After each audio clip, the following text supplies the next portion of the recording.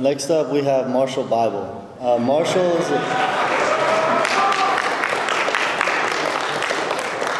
a very smart and impressive person, but he's also a good friend. He's always easy to converse with, and every time I talk to or lift in PE with Marshall, I pick up on his intelligence. Whether it's walking back to the field house from practice or messing with each other in physics, sorry, Mr. Young. Marshall's a great guy, and I'm sure has something we'll all benefit from hearing, so please welcome Marshall to the stage.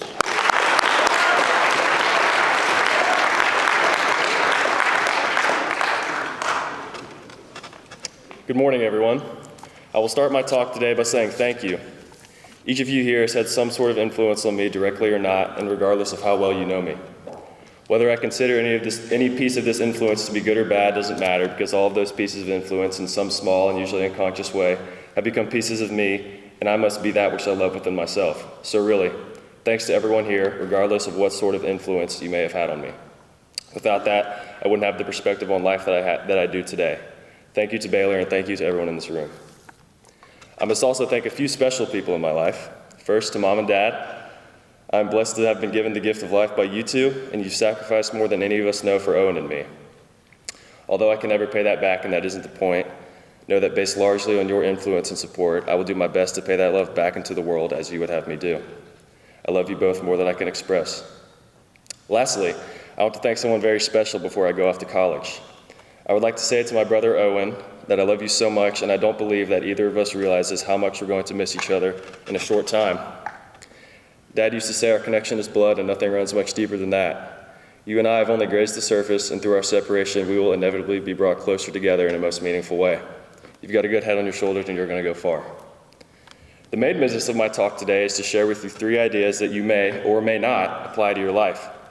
Before you hear them, hear this disclaimer. I am 18 years old. I don't know much of anything, like Soraya said, and I don't believe in any, like Soraya said, and nobody in high school is smart. That being said, I do know that we're all human and we all desire and go through the same things on some basic level. After careful consideration of my own, I have come to rest in these 3 ideas, but keep in mind that you should only take advice and give it to the point where you have rationally considered it with your own thoughts and on the grounds of your own experience. Idea 1. If you do not know who you are, somebody is going to tell you. The influences you allow into your life shape who you become. It is important to pin down your influences and consider what sort of effects they may be having on what and how you speak, think, and act. Understanding why you really do the things you do is certainly a worthy ideal. You will never discover that if you don't understand who you really are now and the person you might want to be. The ways people may tell you who to be can be very subtle, and they usually don't say anything at all. So simply be considerate of the influences you allow in, because that's what you will be. To understand how we do any of this, let's explore idea 2. Idea 2, be conscious. Energy is the currency of our world, not money. Energy is the only thing that can create change. Your attention is conscious energy that you have control over. Attention is a commodity, and there's a constant battle being fought with algorithms and platforms paid for in billions for your attention. We've all probably heard some version of that statement before, but as a collective, I don't believe we understand the true value of our attention and the changes it can incur within us for better or for worse. Less control over your attention means less conscious energy for which to create change. It means less energy for the self-awareness I spoke about cultivating through idea 1.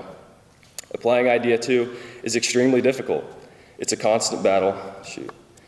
But as you take your control of your mind to the next level, the previous level becomes a part of you as life gets so much sweeter. So rather than sacrificing your consciousness for algorithms, platforms, and the wrong people or causes, sacrifice it for what you truly and lucidly know to be the benefit of yourself and the world around you. Your consciousness is all that you really carry with you. Without it, everything else might as well not exist. So be conscious in all that you do, but also be conscious of idea 3. Idea 3, don't take it all so seriously. The only time is now. The present is the only thing we can experience, and as far as I'm concerned, that lasts forever. You don't shape your future, you simply shape your present forever. So have a good attitude towards yourself and others. Things will go down and you will fall short of the worthy expectations you set before yourself in one aspect or another, so don't be so hard on yourself. Understand why you sacrifice and rest in that. Have fun and do not overanalyze your life. In my experience, applying these three ideas at once is difficult, and I fall short all the time. but it can be done, and I've slowly improved at doing so through practice. I hope you take something valuable away from this today and continue to understand through your own eyes what a gift life is, and to live for love through the divine nature that lies deep within us all. Thank you.